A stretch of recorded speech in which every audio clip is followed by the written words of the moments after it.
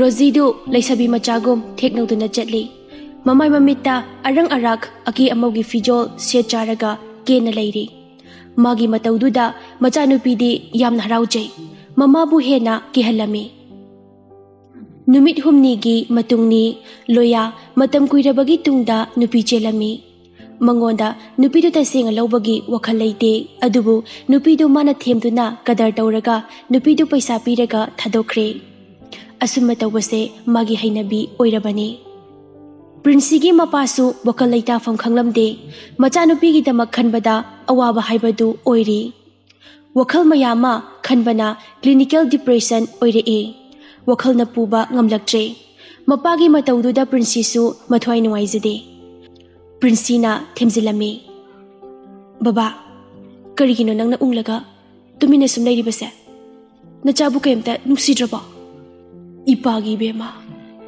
nangse kaidawragi baba onthoknasu laibak thikreda ko icha se kem khalunu se baba ai rerisidi mama do ayam puninge ibohol yamna sauna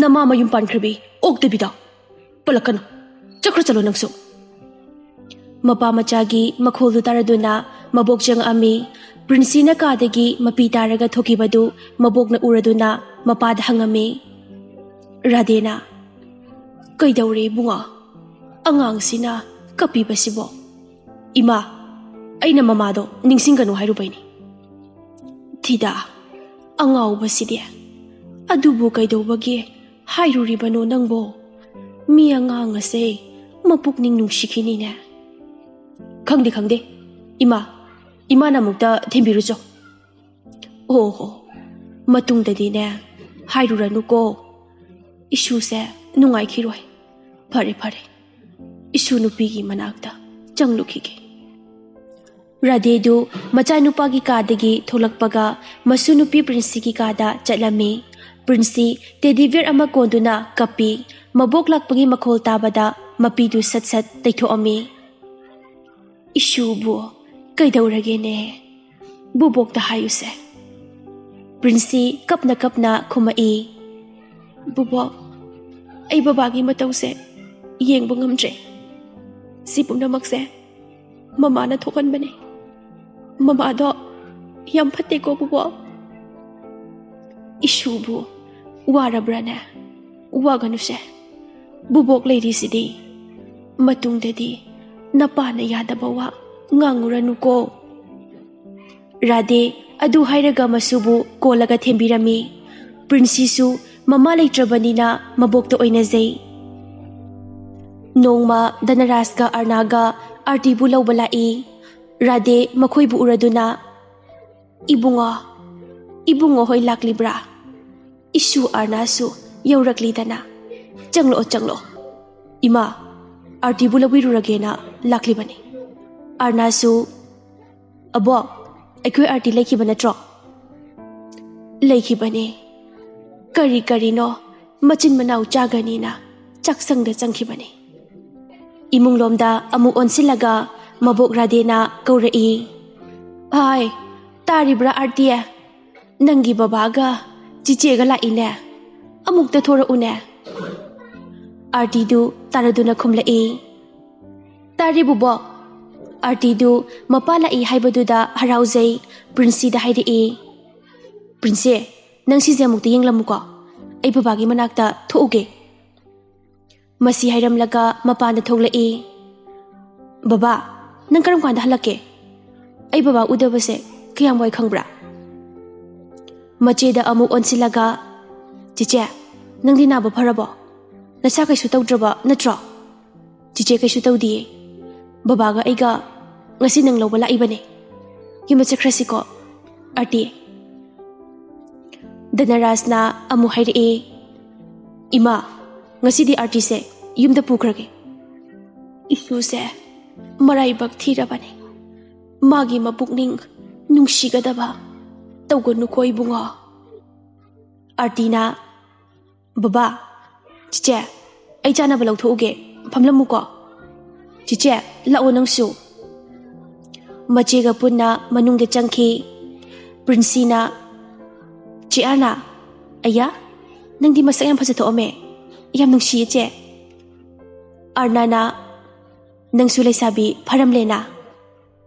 Arti marak thatna, "Prince, chado hairo, mapanda pulap thaurase, aduga chapotusu charurase." "Karino noi anina asuyang wana haurisiba?" Prince Arnada yenglaga, "Aikhoi Artina chaumin chasena semlamine." Chanabasingdu mapanda puthoraktuna mayam punna chaminare.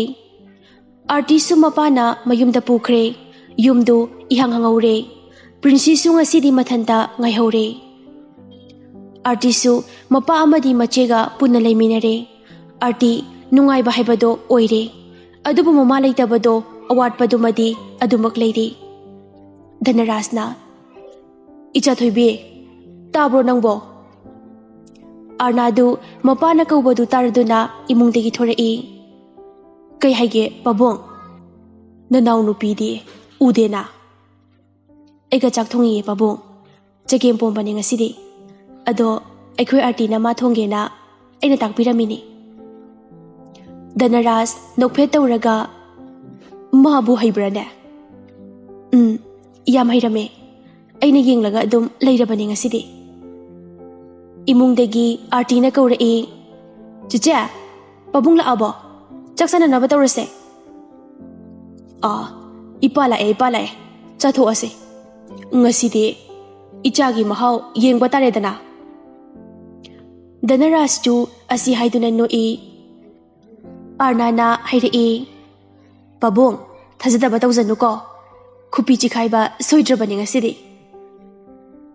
Arnasu khumjilai, "Hauba haudabadi khangde, manam baudi fajarehe pabung." Arnana chaksananaba sem sari. Artidu ngasidi yam haraujabani. Ngasaidagi harau chaka thongjaribani. Adubu chaksaramdaisida maithongi awaba saktamdu mapabung Dhanarasna urami. Mapabung Dhanarasna Artida onsilaga, "Ichabu kaidauragene?" "Pabung, ngasidi chichega aigase mama leitaba macha haibado oireko." Artidu mamitagi mapi tarai. "Ipa leirisidi karigi pukning sontharibano? Nakhoi anigi damakta ipa leirisidi. Imado yam phate. Ai mabu yam sauninge." Arnana themjinpirai. "Arti, nang adumaina pukning sonthaba yadeko. Wakhal piksingano. Se, chakse hana chathoasise." Asumna makoi ahumdu harau chaktu chaminare. Arnasu imungi paisa tanabani haiduna embroidery tauba haure. Jasmine ga embroidery mafamda anidu wari kana sanari. Jasmine, "Nahangi mimi singjudo yam haubanine. Aidi amukabu chaningkreda." "Adugibo amuk charaga loire kaino." Jasmine, "Adudi noida hayeng charase." "Hoine, adubo nangbu luhongbagi popangido kari tauke khalige? Aidi gyan ga tadeda, haujikan paisa ga paidabasida." Jasmine, "Khangde aisu, karino ma hekta pangkhrage." "Natine, magi nupado kailamdagine haibano." Arnana, "Singjamai haibagum taukiba male." "Singjamai oira maleda. Thabakasu tawe haibane, chap chabadi khangdine." Jasmine, "Maraibak pharene madya." Makoi anidu punna nokminai. Arnaga Jasmine gasu mayumda halagena thorai. Lambida lakpada, kadomdagino khangde paikhombasu Kiranga lakminari. Arnabu uraga paikhomba wakhal ngahak khalamlaga mayum hankre. Premsu Jasmine ga pau phongadrabada yamna warami.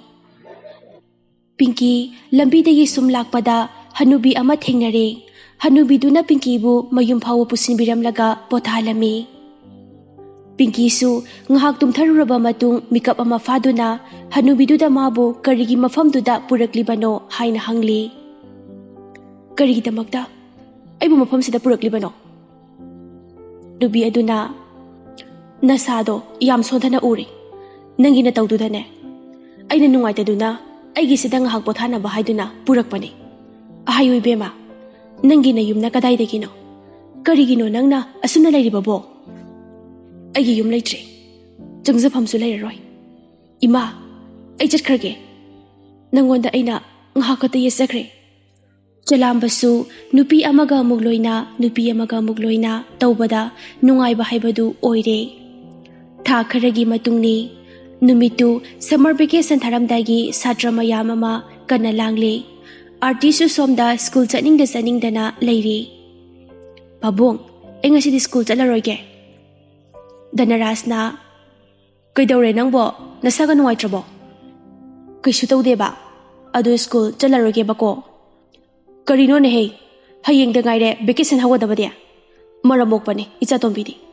babung as artigi mawong du ubada machena saurai kaidore chan school chaningdri dubo lam hengan ko nang as tiche ngasi di chalaroige ba maram sada ba wangang kano school bu chaningdre na chataba yabro haisibo arti du upai leitre school chataba yararoi tan na dress loiseluraga thoglei arti ne school hek yaubaga max amadi mahagi party arti da yengduna laklerei masak yam phajai ko pungsu yam ngali waring haktang sanakisidana hangat naga yenglaktiye nangi thamoi diso angakpadi phawi ko itaw nang suya he mi ikai na tawjari ni kaino mi lairik da thawai auzabani lairik yamna kanna yengli male he atubudi aigini dana max amadi mamanaba singna punna noklaga sanari bagwarini tawriba singdu arti thoina nachunglude magi tawfam thokpa lairik pari princesu school karaktuna artigi manakta changlai arti nangdi yam ngalamina ngasi se yam bit leite school aroge na tawrambane ado jichena yadadana karaklibane khangzari bema adugira nangna ngasi ngantar leiramni base yareda nangso ado nangbu ka insang sarake karibu sarakani haige kangsoini dana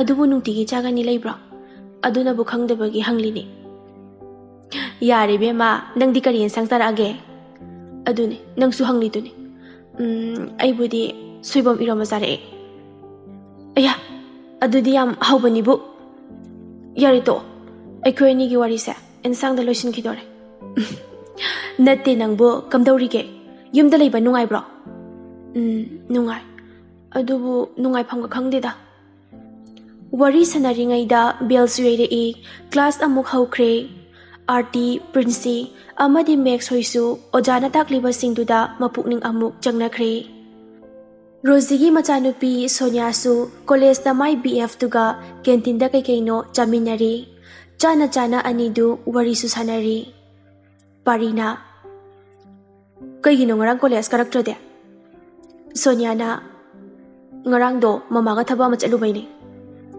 nang se nong mata uhaudradi leiba ngamdre ne asing bairo aibu yam khanjabagi mawongni na asing baini aidi laidi ka se kharthu loininga bane karigino dude ha sibo khangde dong do tawuna ba asi hainana nok tuna wari sanari paikhomba konungda pungyeiba chanabagi damak loislami tanja chari haiduna mapasu janglaktuna kaino wari watai sanari syamke sorna ibunga chatorabra hoi baba ngai khone nangba ipaga wa mata khanakisene baba kai matangno ategi nateda nangbo ipa su ahal oisilakle do aduna ne nangi khangnaba nupi ka leiradi sengna hayune ikai ganu ne paikhombana as akhoi baba sidi asibu ai thenge ba baba kona sanarase ima da sukra hangbiyo ai chaluki ko masigi angang sidiba onthokpanida paikhombassu gari thodok laga chatkhre mapana son sonduna lehawi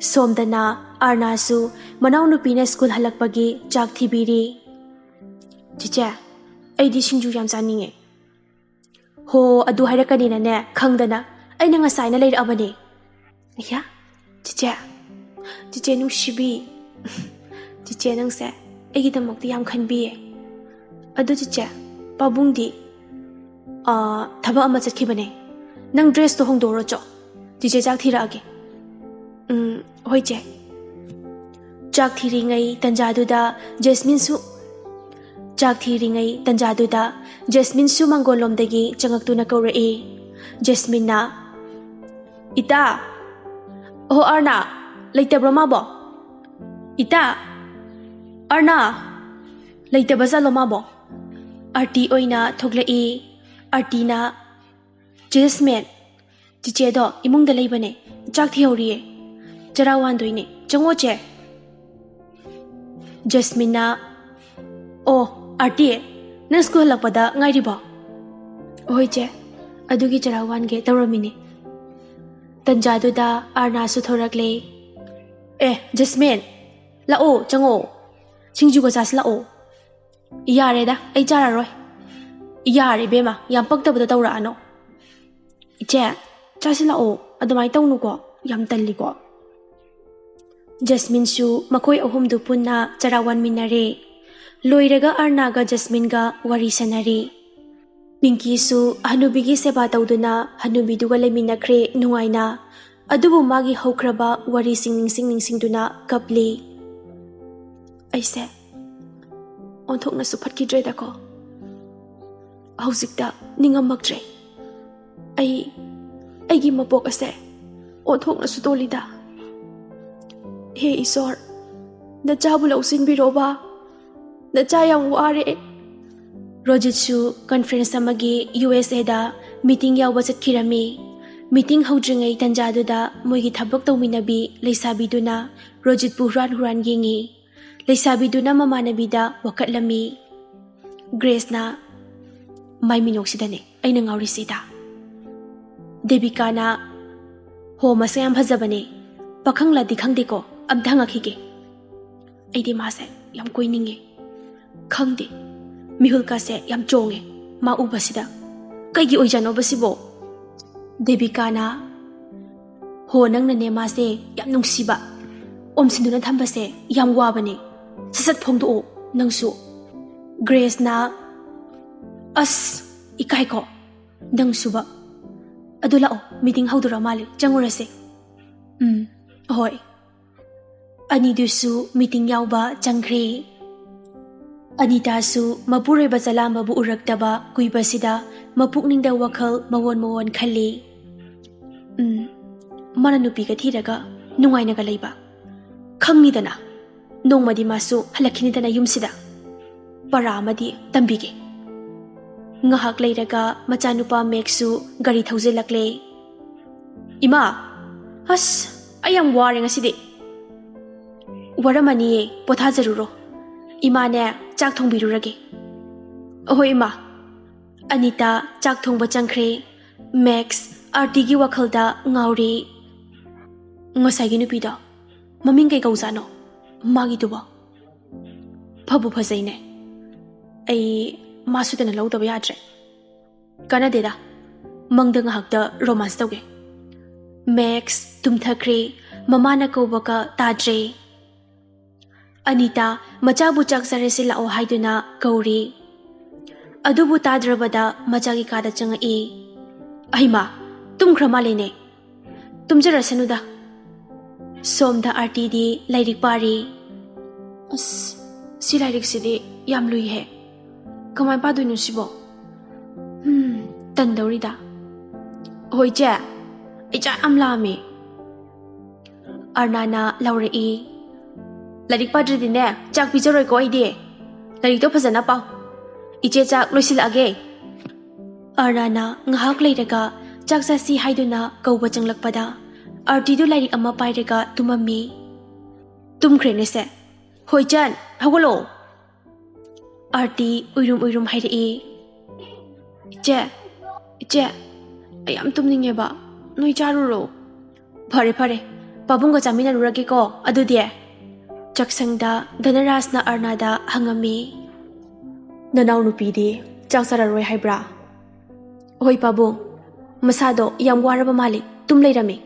tumjarasanuda phare phare ipa icha chathokla sidudi hoi pabung chak saba toklaga Arna thabal yingle paikhomba bu ningsingduna ngasi ki thabal se kaya da phasarabano tumningba phautre nungshiba mabu ningsinglae aisu khange mana ibu nungsi haiba ado ayakhiroi mana phongdoklabasu hanjin hanjin maramdi ai matik chadre paikhombasu thabalda adumak yengli kanadida numit kharani leiraga phongdokhaurage natradi ai nupiga thikhangaroida thabalse yenglaga lelage ngaside Arna amadi paikhomba thabaldu yenglaga nongan bangai ki angakpani nungsibase natra masigini leisabi amadi pakhang kayana